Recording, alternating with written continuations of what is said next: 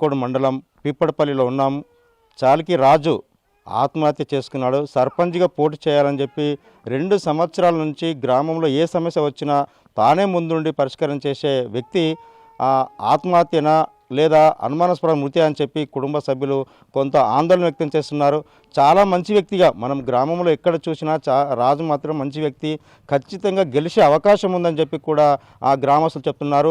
రాజు వాళ్ళ ఇంటి దగ్గర ఉన్నాము. ఆ తర్వాత తల్లి, తండ్రి, భార్య, పిల్లలు, ఆ తర్వాత వాళ్ళ బంధువులు కూడా చాలామంది ఉన్నారు. నిజంగానే ఏం జరిగింది, అసలు రాజు అయ్యప్ప మాల మీద ఆత్మహత్య చేసుకోవడానికి గల కారణాలు ఏంటి, అసలు నిజంగా 2 సంవత్సరాల నుంచి ఎంత ఖర్చు పెట్టాడు ఈ యొక్క పిప్పడపల్లి గ్రామానికి, ఆ తర్వాత హైదరాబాద్ ఒక పెట్రోల్ పంపులో మేనేజర్గా పనిచేస్తూ పెట్రోల్ పంప్ అంతా కూడా నడిపించే రాజు అంటే మనస్తత్వం చాలా మంచిది. ఆ తర్వాత ఎందుకు ఆందోళన గురయ్యాడు, నిజంగా ఎలా చనిపోయాడు, ముందుగా తన భార్య ఉన్నది, ఆ తర్వాత చిన్న 2 సంవత్సరాలు, ఆ తర్వాత చిన్న పిల్లలు ఉన్నారు, దాదాపు వాళ్ళ పరిస్థితి ఏంటి అని చెప్పి ఆ తండ్రికి కూడా 10 సంవత్సరాల నుంచి అనారోగ్యానికి గురై ఇంటి దగ్గరనే ఉన్నారని చెప్తున్నారు. ఆ తర్వాత మారు రాజు తల్లి ఉన్నది. అమ్మ, నిజంగా రాజు ఎలా చనిపోయాడు, మీకు ఎట్లా తెలిసింది, అసలు ఇక్కడ సర్పంచ్గా పోటీ చేయాలని ఎప్పుడు వచ్చాడు, ఎందుకు ఆయన ఆత్మహత్య చేసుకున్నాడు? 2 సంవత్సరాల రాజకీయంలో వచ్చి తెచ్చిర్రు, రాజకీయంలో వెళ్ళాడిండు, ఆడ లైట్లు పోతే ఆడ వేపించిండు నాయప్ప, ఆడ బోర్డు ఖరాబ్ అయితే ఆడ వేపించిండు నాయప్ప, ఆడ పైపులు వలిగిపోయినాయి అంటే ఆడ చేపించిండు నాయప్ప, పంచాయతీ ఆఫీస్కు పైసలు లేవంట నేను పెడుతున్నా సొంతమని పెట్టించిండు.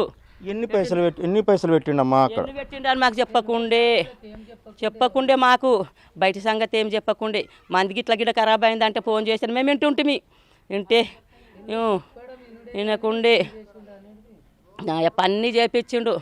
మంచిగా పెట్రోల్ పంపులా డ్యూటీ చేసుకోవట్టిండే, మేనేజర్గా చేసుకోవట్టి రోడ్లు చేపించిండు నాయప్ప, ఇంత బంగారం అంతా పెట్టి రోడ్లు చేపించిండు నాయప్ప.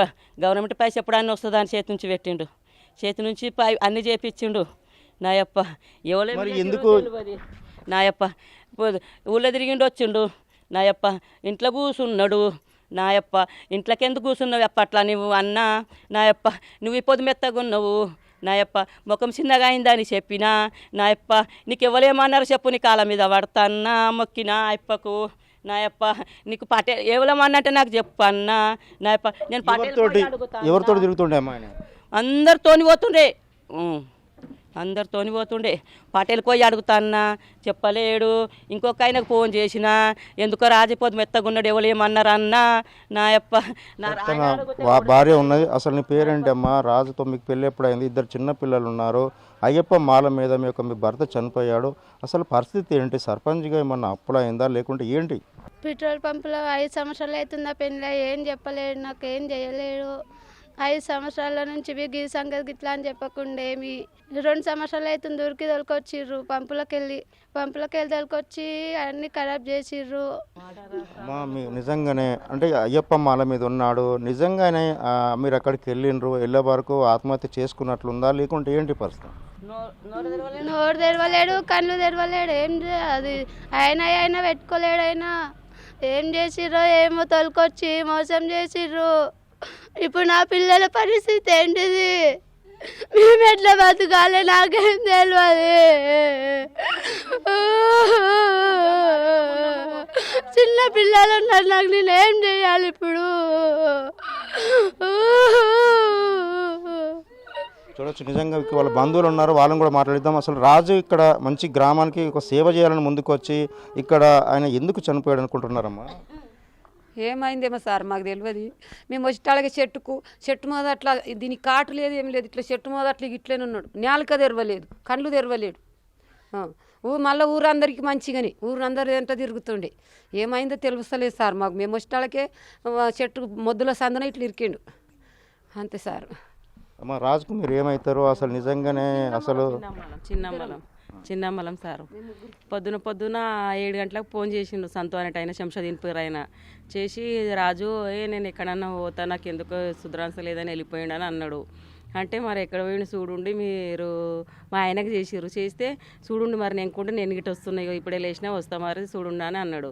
అన్న తర్వాత మరి ఈయన ఫోన్ కట్ చేసి ఫోన్ ఇట్లా పెట్టంగానే మళ్ళీ సంతో అంటే మళ్ళీ ఫోన్ చేసిండు. అప్పుడే మళ్ళీ 2 నిమిషాలలోనే ఫోన్ చేసి ఏమన్నాడంటే ఈ కాక మరి దొరికిండు ఈడ చెట్టు కురి పెట్టుకున్నాడు ఇగో దొరికిండు అని మళ్ళీ ఫోన్ చేసిండు ఆయన అంతే. శంషాదీన్పూర్ సంతు అనేట ఆయన అంతే.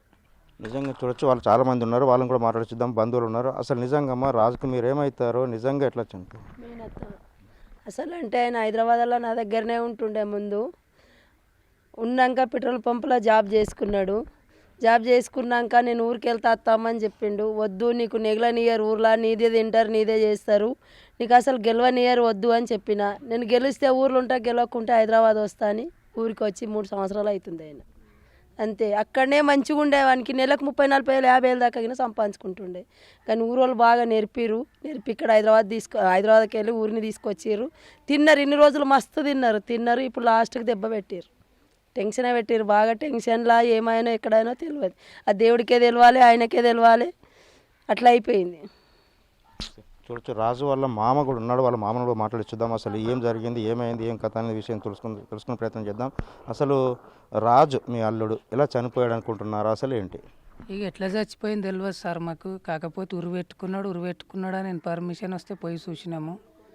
చెట్టు విన చుట్టూ కొమ్మలు ఉన్నాయి, పట్టుకున్నాలంటే వినా దానికి స్థలం ఉన్నది. కానీ ఇక ఏమైంది తెలియదు. హైదరాబాద్లో పని చేసుకునేటోని తోలుకొచ్చారు. ఇక తోలుకొచ్చిరో ఈయన వచ్చిండో ఏం చేసిరో. ఇక ఇప్పుడు పానం అయితే పోయింది. చిన్న పిల్లలు, వాళ్ళకి ఏమన్నా ప్రభుత్వం సాయం చేయాలని చూస్తున్నాం. అదే ప్రభుత్వం నుంచి పోరాడిండు, రూలింగ్ పార్టీ నుంచి. ఆ పార్టీలనే పానం బాయ్ నామినేషన్ వేసినాక సర్పంచ్గా పోటీ చేసి ఇట్లా ఏమన్నా దయ చేయాలి ప్రభుత్వం అని కోరుతున్నాం. ఇక ఇప్పటి వరకు మరి నిజంగానే కాంగ్రెస్ పార్టీ తరఫున పోటీ చేసిన అభ్యర్థి కదా, వాళ్ళు ఎవరైనా ఎమ్మెల్యే కానీ మంత్రి కానీ ఇక్కడికి ఎవరైనా వచ్చారా? ఎవరు రాలేదు సార్. గ్రంథాలయ సంస్థ చైర్మన్ అని అంజయ్య సార్ వచ్చిండ్రు ఇక్కడ. వాళ్ళు సందమైన దాకా వీళ్ళు ఉన్నారు, పోయినరు. కానీ చెప్పుడేం చెప్పలేదు, మేమేం అడగలేదు. ఇప్పుడు తర్వాతనన్నా సాయం చేయాలని కోరుతున్నాం అంతే. ఇక చిన్న పిల్లలను చూసి అయినా ఏమన్నా కనికరించాలి ప్రభుత్వం అని కోరుతున్నాం సార్. అంటే ఇక రాజు నిజంగానే ఆత్మహత్య చేసుకోవడానికి సర్పంచ్గా పోటీ చేసిన అభ్యర్థి ఓడిపోతే నిజంగా మనస్తాపం చెందాడు అనుకోవచ్చు. లేదంటే వాస్తవానికి ఎందుకోసం అట్లా అని ఆత్మహత్య చేసుకున్నాను అవన్నీ తెలియ ఈసారి ఆయనకే తెలియాలి. సామి ఉన్నాడు అని వినా మేమేం అడగలేదు, విసికించకూడదు అని. అవన్నీ అడగలేదు. ఆయనకి ఏమైంది ఏం సంగతి ఆయనకే తెలుసు. ఇక చంపినరు అని చెప్పలేము, మేము చచ్చిపోయిండు అని చెప్పలేము. ఇక హత్య అయితే జరిగింది, ఏమైంది తెలియదు. ఇక చూడొచ్చు, నిజంగానే వాళ్ళంతా కూడా అనుమానం వ్యక్తం చేస్తున్నారు. వాస్తవానికి ఏంటంటే ఆత్మహత్య చేసుకున్నాడా లేకుంటే ఏమైనా జరిగిందనేది కూడా పూర్తిగా విచారణ చేస్తే బయటకు వచ్చే అవకాశం కనిపిస్తుంది. 3 సంవత్సరాల నుంచి దాదాపు 10-20 లక్షలు కూడా తెచ్చి గ్రామానికి సేవ చేసిందని చెప్పి కుటుంబ సభ్యుల ద్వారా మనకు కొంత సమాచారం అయితే అందుతుంది.